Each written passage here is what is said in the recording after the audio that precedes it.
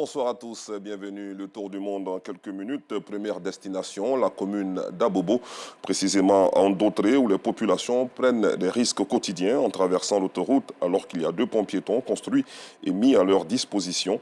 Les riverains préfèrent donc passer par l'autoroute alors que les véhicules y roulent à vive allure, ce qui les expose au danger permanent. Le constat de Clarisse Cagnala sera proposé à 19h30. Toujours dans le domaine du transport, souvenez-vous, la rédaction de RTI avait décrié le mauvais état de l'autoroute du Nord de Gesco à Saint-Grobo, à plus de 130 km d'Abidjan. Les creux et crevasses étaient source d'énormes difficultés pour les automobilistes. Une situation déplorée par des usagers de cette internationale. Après le carton rouge, les choses ont commencé à bouger. Les travaux de réfection pour avoir une qualité ont démarré. Tout à l'heure, le témoignage de l'équipe de reportage qui avait attribué le carton rouge au fonds d'entretien routier. Parlons solidarité à présent. La pluie qui s'est abattue sur la ville de Koumfao le 29 octobre dernier a décoiffé les salles de classe d'un bâtiment du lycée moderne Bad et des habitations du village de Kounaonzi. Face à cette situation, des cadres de la région de l'Indénié Djouablin ont fait des dons en nature et numéraire d'une valeur de 4 millions de francs CFA aux sinistrés en présence de Asseta Diarra, dont le reportage sera proposé dans la grande édition. Un mot d'agriculture dans ce flash. Depuis des décennies, les techniques agricoles n'ont pas changé et les agriculteurs en sont conscients. Raison pour laquelle ils multiplient les partenariats pour moderniser l'agriculture ivoirienne et permettre l'écoulement de produits sur le marché international. C'est dans cette optique que l'Organisation nationale des agriculteurs de Côte d'Ivoire et l'Association de promotion socio-culturelle Coloris d'Africa basée en Italie ont signé une convention de partenariat pour faciliter les échanges le vendredi dernier en présence de Clément Boko.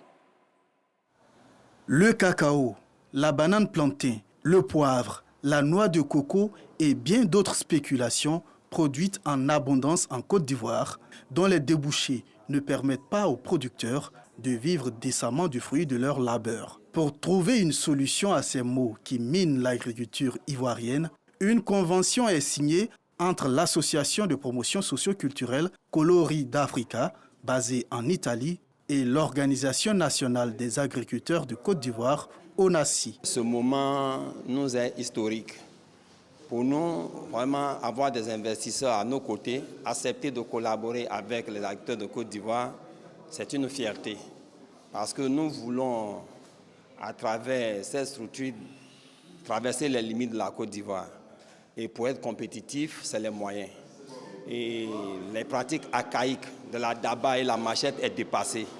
Nous sommes confiants que ces partenaires que nous venons d'avoir pourront nous emmener à aller à la mécanisation et à l'industrialisation.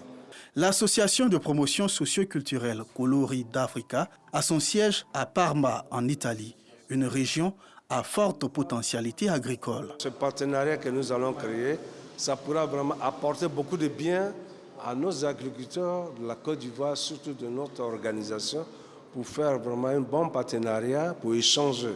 Parce que Parma est propre la zone où l'agriculture est très avancée. Voilà, que ce soit au niveau des tracteurs, que ce soit au niveau de marketing, du commerce, Parma est vraiment en grande position. Les deux entités s'engagent à œuvrer à l'exécution effective des clauses de cette convention pour permettre aux agriculteurs de Côte d'Ivoire de vivre de leur travail. À l'international, au Gabon, le comité pour la transition et la restauration des institutions a annoncé ce lundi que des élections présidentielles et législatives devraient avoir lieu en août 2025 selon un calendrier indicatif qui doit être validé par une conférence nationale en avril prochain. Le porte-parole de la junte au pouvoir l'a annoncé en direct sur la télévision d'État en égrenant un chronogramme officiel de la transition adopté en Conseil des ministres. Toujours sur le continent, au moins 31 personnes sont mortes et quelques 500 000 ont dû quitter leurs habitations en Somalie en raison d'inondations dues à des pluies incessantes.